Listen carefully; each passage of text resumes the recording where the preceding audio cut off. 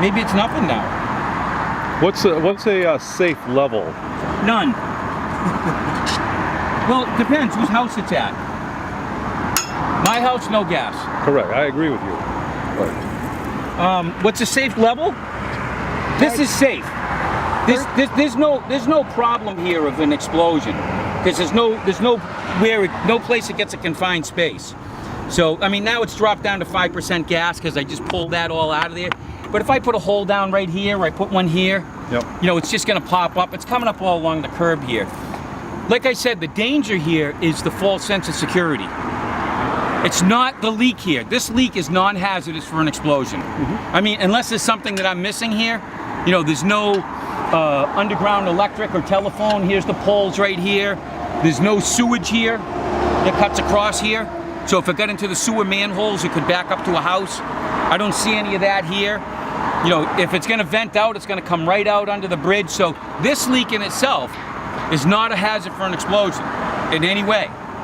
The danger here is that you have the odor. That's the hazard. And that's what they don't talk about. So well, the hazard is to the environment and hazards are to the trees. This natural gas is killing trees. Well, yeah, this is not killing the tree here, though.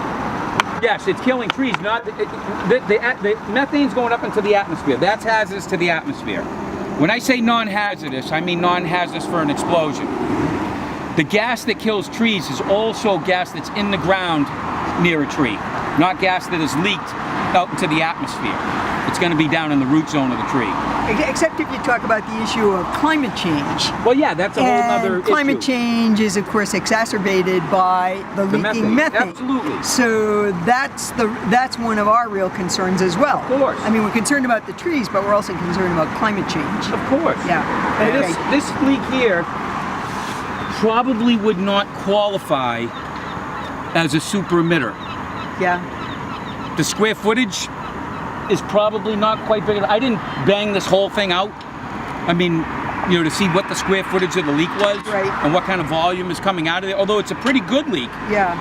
From what Audrey's proposing, I don't know if this will classify as something that should be repaired under the environmentally sensitive. Yeah. Now, if I could get it at 500 square feet, which I think I can, it would. Yeah. Audrey, by the way, Steve, is the woman from Heat who came down and spoke to the city council. You came to that meeting as well when National Grid was there. Were you at that meeting? I was. Yeah. I want the 500.